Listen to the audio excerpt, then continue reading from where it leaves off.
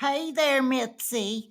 Did you see them guys at Diabolical Podcast doing a show about Hammond?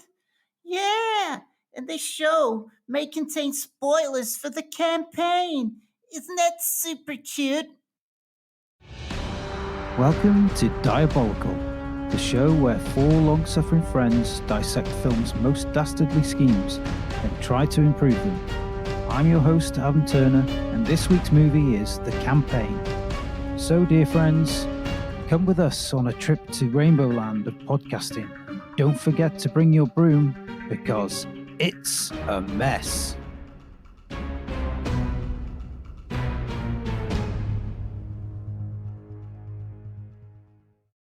Hello and welcome to this week's pod. Joining me as always are the panel of peril who will compete at the show's close to see who can improve the villainous plot of the week and earn the right to become next week's host and choose the next film. I'm joined this week by Ben Steinson, Craig Morris and Gareth Slade. I'm going to start by asking you all, which is your favourite Will Ferrell film? Gareth? Well, I'm going to go slightly off the beaten track. I'm going to say the Lego movie. Oh, nice. Where he plays the baddie, and then spoilers, goes into the real world at the end, and he's the dad who doesn't want his kids to play with his Lego set. It's really good. That's quite good. That's great. Ben? You put me on the spot here. I've got Anchorman, but I'm also thinking Step Brothers. I'm going to say Step Brothers. I concur. Craig? Elf. That is good too. Every day. I Good. love Elf. Also, he's very good in Austin Powers. I'm very badly burned. Yeah.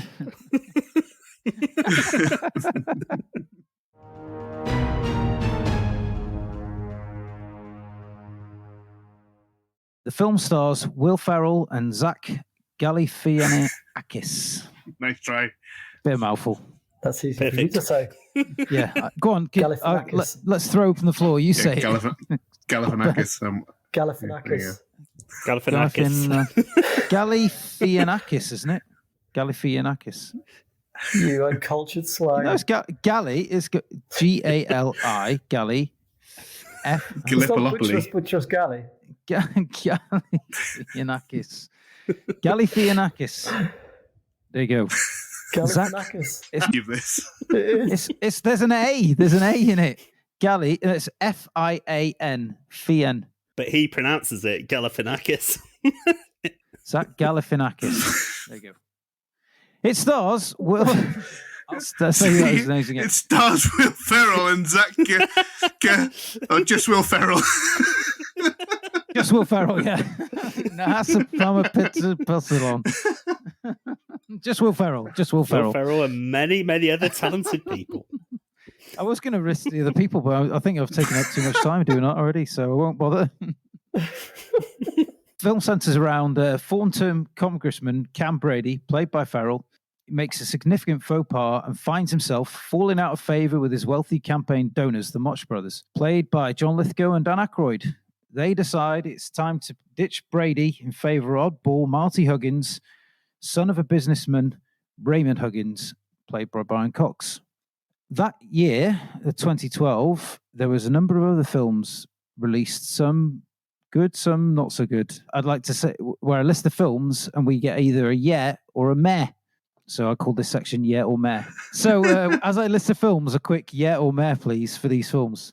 So 2012 films included Brave. Meh. Yeah. Yeah. Skyfall. Yeah. Yeah. Yeah. Here's probably one that caused a bit of division. Prometheus. Yeah. Yeah. Yeah. Nah. Oh, it got better more you watched it. Yeah. Exactly. The Dark Knight Rises. Yeah. Yep. Yeah. Yeah. Personally, and this is going to be a bit of an interesting one to see if anyone agrees with me or disagrees with me here. Personally, I think Dark Knight Rises is better than Dark Knight. No. Incorrect. Wrong answer. Well, no, it's not, because it's what I think. Opinions are basically fact now. Everyone knows that. You're wrong. If Gaz, Ben and I are all agreed on something which you disagree with, then you're basically wrong. Okay. It doesn't matter whether it's an opinion or not. No. I'll try and keep that in mind next time I'm watching it. Yeah. Do you know how the world works these days? There's only one thing about Dark Knight Rises which isn't good, and it's that for some reason, an actor who I really like, whose name I've forgotten, Aidan Gillen, he delivers his lines really weirdly, like he doesn't understand what they mean. Like when Bane says to him, "It would be extremely painful," and he goes, "You're a big guy." Well, yeah, he just doesn't deliver it the way that a person would. I think it's because he's shouting, right? To try and get Christopher Nolan to balance the dialogue properly in the mix. For the first time, he's shouting as loud as he can. Did you hear what he said about Tenet, Christopher Nolan? People complaining that the dialogue was too low in the mix. He was like, "I wouldn't worry about the dialogue, it's not important." It was like, fuck off. The plot of Tenet is so complicated. I don't know why you'd say that in the first place, but just an absolutely insane thing to come out with. Tenet, that thing where there's like one guy on one side and one guy on the other, and they wear white and there's a net in the middle. They hit the ball. You're thinking of Taggart. Oh, yeah, okay. Well, say what you want about Christopher Nolan. All right. Is that a new section? Yeah, that's that section done and dusted. But yeah, say what you want about Christopher Nolan, but I bet We he should doesn't. make that a recurring segment. Just every week we'll bring... Say what you want about. Welcome to this section of the. Pick a different director every week. No, it's always Christopher Nolan. Right, that's enough of that. Elsewhere in the world in 2012, London hosted the Olympic Games. The US presidential election between Barack Obama and Mitt Romney was won by... I haven't got that written down, so I don't know. Between Barack and Obama? It's Obama and the Bracken. Barack Obama and Mitt Romney. Whitney Houston died in a bathtub in a hotel. The Costa Concordia capsized off Italy. British Prime Minister David Cameron left his 8-year-old daughter in a pub and realised 15 minutes after he left and went to collect her. And also, skydive world record was broken by Felix Baumgartner from 128,000 feet, and also at the same time became the fastest freefall, top speed of 834 miles an hour. How come you can get all that right, but you can't say Barack Obama's name? I think when you go back through the edit, you'll realise the error of your ways. That's all I'm saying.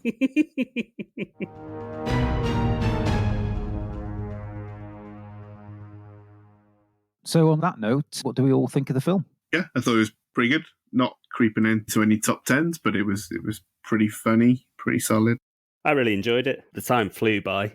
And most importantly, my son, Dylan, really enjoyed it. Oh, wow. Wow. It passed the Dylan test. Amazing. Start to finish. Yeah. Well, he was getting ready. Is that the first one? Yeah. Wow. Yeah, during the course of the podcast, yeah. He was getting ready to go out with his mates at the same time. So he was a bit late because he enjoyed the film so much. So you can't get much of a bigger endorsement than that, can you? Indeed.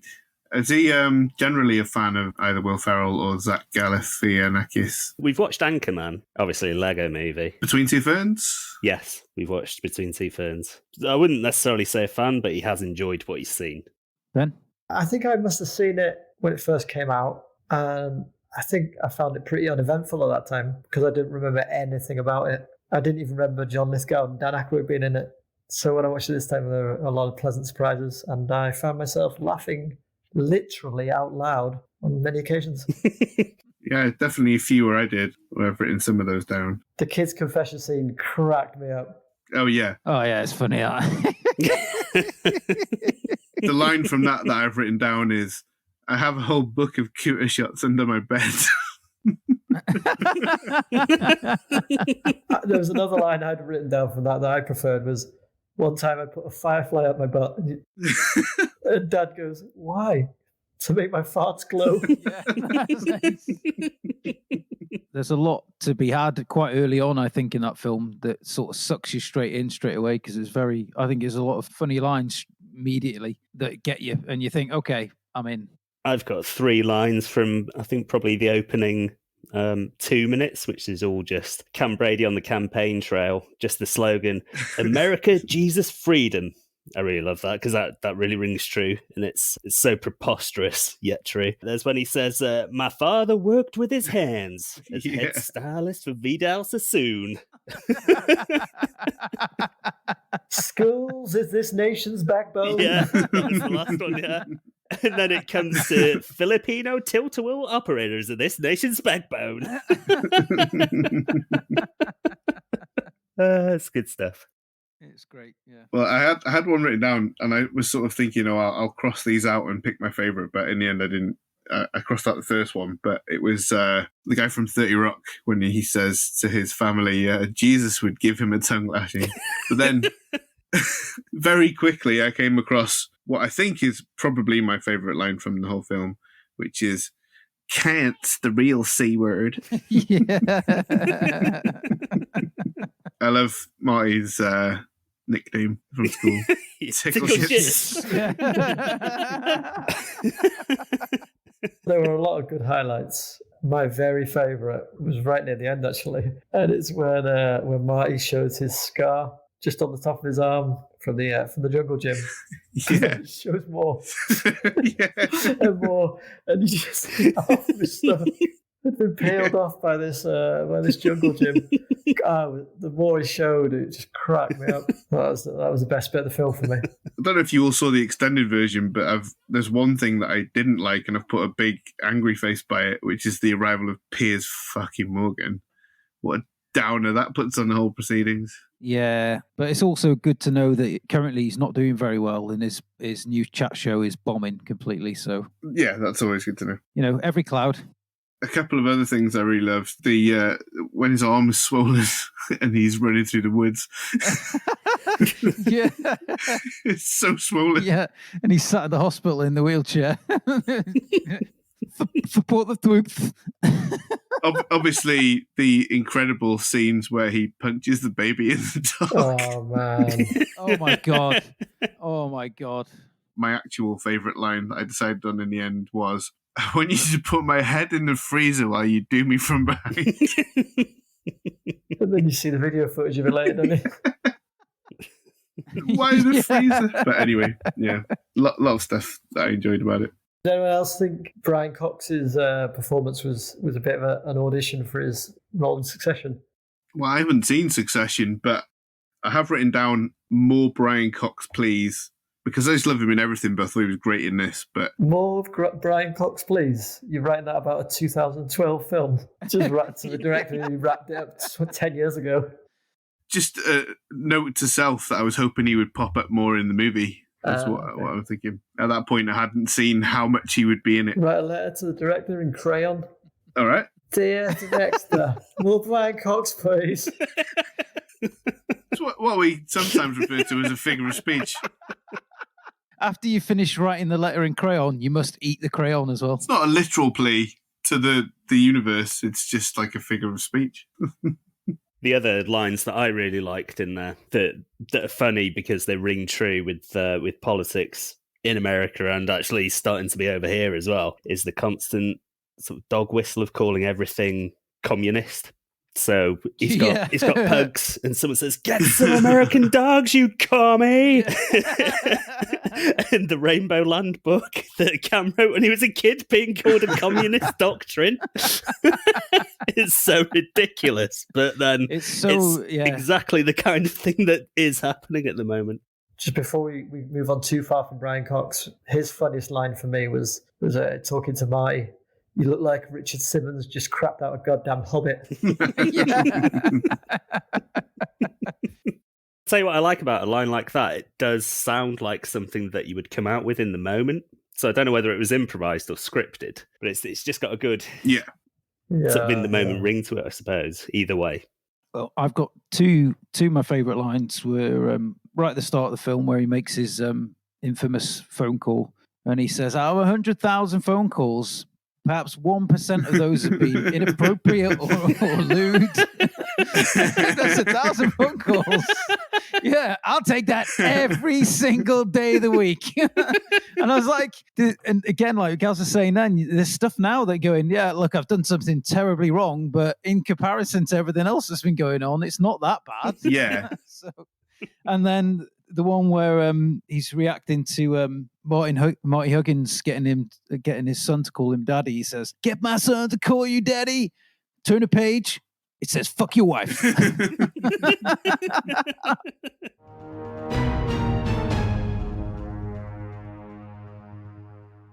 So the evil scheme from this particular movie is the Motch Brothers are hoping to turn the district of the 14th district into a factory complex and insource Chinese labor to run it. Obviously, that all lays on the back on successfully backing the right congressman. So what did we think of the plot, guys? I thought it was one of the more true-to-life schemes that we've looked at in this podcast. Yeah, it's not very outlandish. That definitely happens, like, without a shadow of doubt. It's funny, isn't it? It seems both highly plausible and implausible just by virtue of it being a comedy, particularly when the current Chinese factory is named Merikai. Yeah. It's plausible but heightened just to the point where you're just like, that's not going to happen. But realistically, yeah, it totally could. Yeah. I suppose what's unrealistic about it is the concept of a congressperson with scruples. That's what doesn't ring true. In real life, they're all in it for power and money. It's the only reason people would get into public office nowadays. Does seem to be the case, unfortunately. It's particularly America. I think it's more of a thing in America because there's no holds barred on or sort of the private money going into investment, and so wasn't there I don't know what the US call like a by-election, but there was one there recently. Wasn't there like $63 million spent on the election on like campaigning and stuff like that? So it's obscene. It's totally unhinged over there.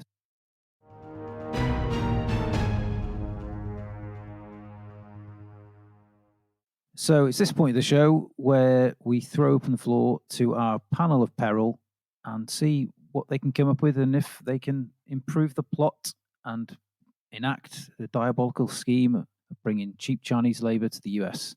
Craig, can we have you first? All right. I was looking at where the scheme fell apart for the Motch Brothers, and I think it's that, as implausible as it is, it's that Cam has a crisis of conscience. Obviously, we kind of saw it coming with Marty. We knew that he was a pretty much good guy, apart from he does a few questionable things. They make the mistake of telling him quite late in the game what they're planning to do, and he obviously doesn't sit right with him. And then when he speaks to Cam, he agrees, and obviously they're not able to own a congressman as they wanted to. So my plan, knowing Marty as they should do, because they know his father, and his father should know a bit about his character, be to play more on his feelings. So I'd secure some investment, possibly Chinese investment, to construct the Chinatown district in Hammond, North Carolina. And I would get Marty invested in the community there and convince him that it's my intention in building these factories to create jobs for the citizens of Chinatown, who he will know of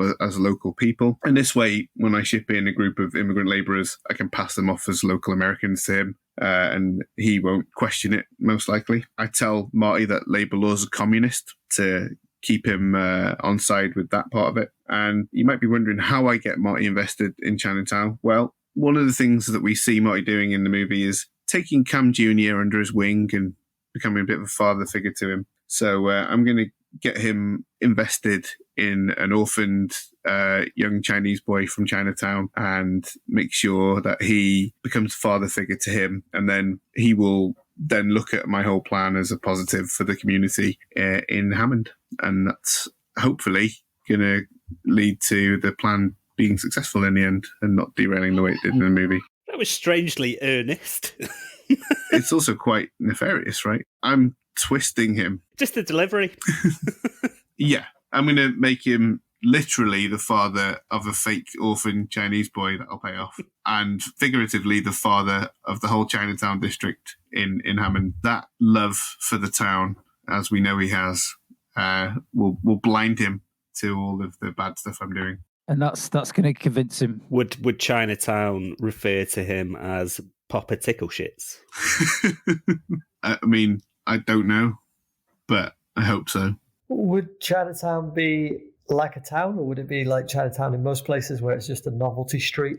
Yeah, kind of like that. And just yeah, just he would know that there would be Chinese American citizens there. So when I ship in all of my laborers and tell him, oh no, these are local Americans, Chinese Americans we're creating jobs for, is he going to be investigating that? Probably not. He's just loved up. He loves the area. He thinks he's doing good. But they're still going to have to change the employment stuff, though, aren't they? Basically. Yeah. So I tell him that labor laws are communist, when we know that he doesn't like communism because he shouts about it. So I think he would buy that. So the labor laws are communist. So you get rid of them and then import a load of people from a communist country. Yeah, I don't think he'll look too closely into that. Okay. Okie dokie. Thank you very much. Ben, fire away. Right, the mistake the Motch Brothers made was dealing with an unknown factor in Marty Huggins. Cam Brady was very much a known quantity with a penchant for sleaze, which is the kind of weakness that's all too easy to manipulate. I'd attend one of his fundraisers and make a healthy but modest donation, just enough to get his attention. His curiosity piqued, he would come over and thank me for the donation, and during our conversation, I'd casually mention my hope to expand my operations in his district, creating many jobs. It'd be music to his ears. Since it's likely we'll work closely to create these jobs, I'd suggest we find a time to talk further, hinting at the possibility of further campaign donations. You know, I might perhaps place a hand in my pocket and say, oh my God, this is deep. The next meeting would be in my mansion, and a plan so tried and trusted it couldn't fail. I'd invite the congressman and a few other potential donors, aka my stooges, to a classy dinner party with at least 5 kinds of dip. We talk boredly and boast of our success over the finest Bavarian brandy and some lightly spiced ham hocks. Once the congressman was good and drunk, I'd declare it's time for dessert. A sharp double clap later, the room would flood with muscle-bound hunks and curvaceous ladies for him to take his pick. Who could resist that? His new friend would lead him to a specially modified guest bedroom. I think you can see where I'm going with this. Complete with a most tempting crystal jar of South American nose clams. Naturally, he would partake and soon find himself moving towards the bed with his handsome companion. And, you guessed it, as soon as he laid on the bed, it would open like a trapdoor, funneling him down a chute into a dank cell beneath my mansion. There, he'd be introduced to his doppelganger, another of my hired goons who has undergone extensive plastic surgery to look exactly like Congressman Brady. I'd carefully explain to the real Cam that he has 2 options. 1, toe the line with his behaviour and cooperate fully with our plans to turn the district into a factory complex, and he'll be rewarded handsomely. Or 2, refuse, and our own sham Brady would spring into action. Well, the original will rot in this cell. Of course, any attempt to warn the authorities would also result in sham being used and the termination of Cam. As we know, Cam Brady would do anything to save his own skin. He would accept, and it would be the beginning of a very lucrative friendship. So this bed in your mansion, was that there already, or are you custom building it for this exercise? When I was looking for the mansion, I was looking for the old type of smugglers' mansions with like secret passages, and hopefully the bed will be part of it. But if not, I would get it custom built. Yeah. So my only concern about this plan is the plastic surgery required to make a doppelganger, because I've seen, Jackie Stallone, for example. Plastic surgery doesn't tend to go too well. But that's 80s plastic surgery. We're in 2012. There's probably an easier route, is what you could just do instead of paying for expensive plastic surgery to make someone look like Will Ferrell. And funneling someone down a chute in a bed, yeah? Go on. Just hire the drummer from Red Hot Chili Peppers. He already looks like Will Ferrell. Chad Smith. That may be his name. Chad Chili. Yeah, that's a good idea. Or could you just go to a lookalike agency, couldn't I? Yeah, maybe. Get one of those that doesn't really look like anyway. Wouldn't the normal Cam Brady be open to all this kind of stuff anyway, without all the sham Brady stuff? He'd just be willing to do it anyway, and you wouldn't basically need to threaten him with this. Well, the point, and otherwise the Motch Brothers would have done that in the film, is that he isn't towing the line, is he? He's not behaving. No, he's towing the line. He's just a liability, isn't he? No, that's what I mean in towing the line. I mean his behaviour. He's not keeping himself in check, which allows him to do these underhand things. So the whole point of the frighteners on him would be to, tell him he's got to watch his behaviour because it's, for a mutual benefit. Until they gave him an opponent, he was running unopposed. So surely his behaviour was inconsequential. He was getting re-elected no matter what. I kind of thought that too, but I assumed the issue was that because of his bad behaviour, it was going to see him ousted at some point. And it brought too much publicity on to be connected with him, maybe. I don't know. Yeah, it was embarrassing, wasn't it, to them? I think it was, they like to work in the shadows, so obviously they like to operate under very little media attention, and Cam Brady was essentially bringing too much, hence why they got Marty Huggins involved. Okie dokie. Any further questions? What are 5 types of dip? Your sour cream and onion, your salsas. Okay, you don't need to carry on. I was waiting for salsa. I'm happy now. You got your miso mayonnaise, which is a very good dip. Holy shit, that sounds incredible. Mint and cucumber. Then some other fancy rich stuff. Cheers. Nacho cheese. Cheers and nacho cheese. Right, Gaz, your time to shine. Dan Aykroyd and John Lithgow's Motch Brothers are really playing things quite small time by trying to just buy a congressman who will pass their scheme to import immigrants via a land sale to China. One man can be swayed in either direction relatively easily, as we see during Marty and Cam's character arcs during the campaign. No, to my mind, the best way forward is not through one man, but through an entire populace. That populace, of course, is the state of North Carolina, and they're a member of the United States of America. No doubt some would disagree, but to my mind, the 50 states of America and their trade and labour capabilities represent an efficient union. Yes, we need to sway the voters to the belief that North Carolina and their secession from the US would for some reason be of benefit to them financially. That importing cheap labour from America China would result in them holding all the cards. The main tools that you would need to employ are 1. An unscrupulous frontman for the Leave campaign. Cam Brady would work just fine. He has a history of lying, deceit, corruption, extramarital affairs, potential extramarital children, and other fine qualities inherent in a successful politician. The only thing that may benefit his image is if he messed up his hair before each public engagement to try and project the image of a bumbling, old-timey gent in order to disguise his cold, black heart of avarice. 2.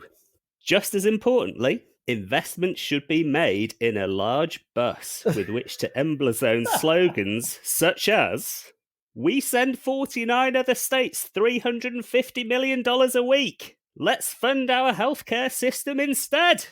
This would assuredly be possible due to the savings made in labour. There's the slight drawback of the claim being untrue, but is there really any place in politics for truth? 3. You need to target individual voters' prejudices through social media. Disinformation is a very powerful tool, and I'm reasonably sure that there are companies that can organise this for you. Your Oxford Analyticums or whatnot. Simply pepper Facebook, Twitter, insert humorous, outdated social media site here, with pieces that play up the benefits of North Carol exit.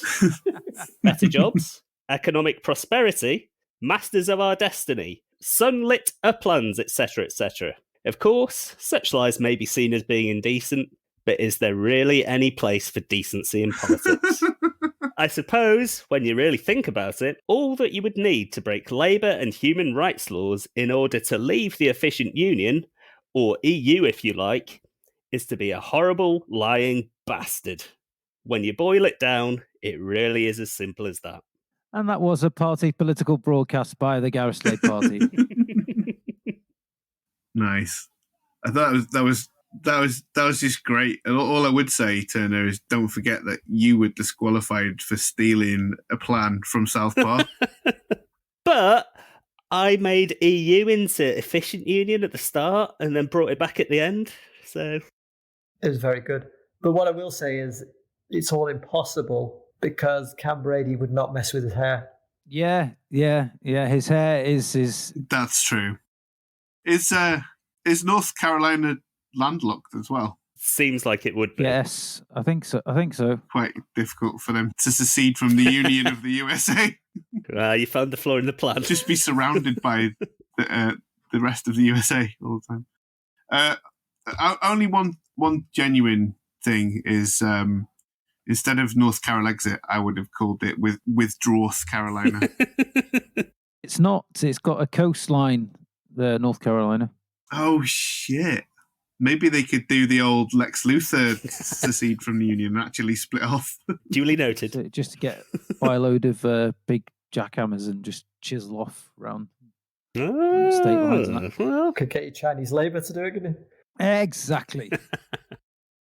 As regards to me disqualifying Gaz's plot there, I am not a dictator, and I shall not rule out his plot, because we all know plagiarism really is the ultimate in flattery.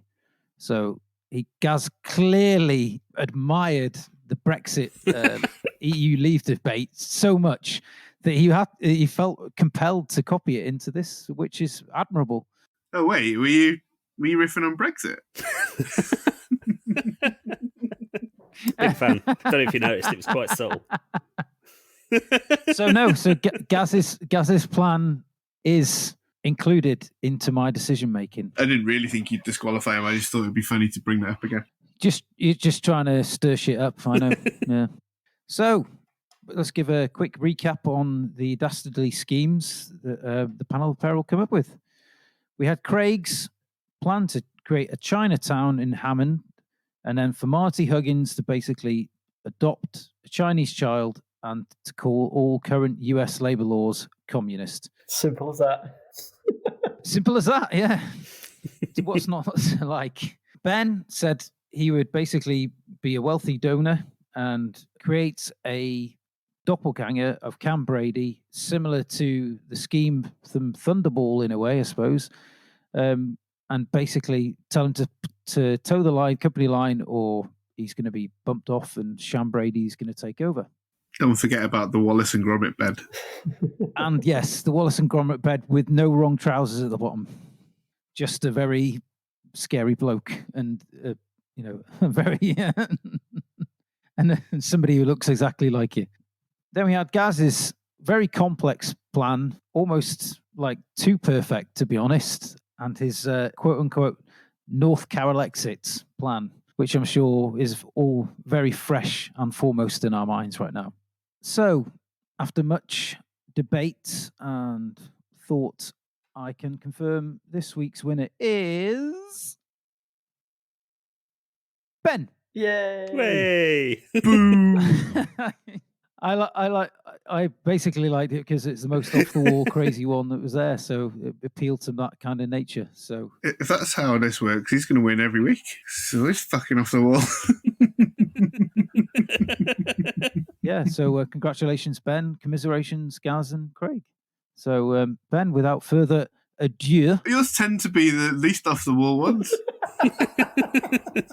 what, creating a man to turn into a dolphin to secretly hide in a tank for ages? That wasn't yours. That was mine. It was just as good as anybody else. The whole plot to change him into a dolphin and then just basically wait for him to turn up, that was all mine. All mine, baby.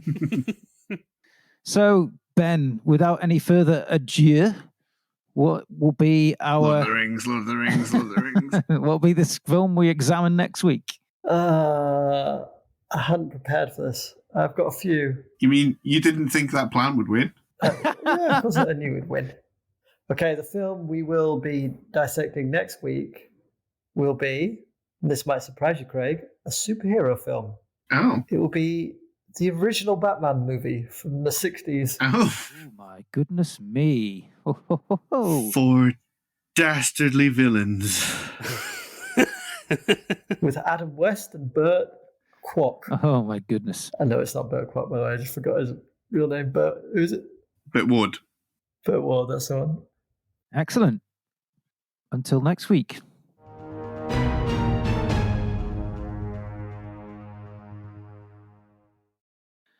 And that brings us to the end of this week's episode. Thank you for listening. And if you like what you've heard, please leave us a 5-star review on Apple Podcasts. Give us a 5-star on Spotify or wherever you get your podcasts from. What are you fucking laughing at? You went northern. I thought you said Apple Podcast. Which fucking Apple Podcasts. Apple Podcasts.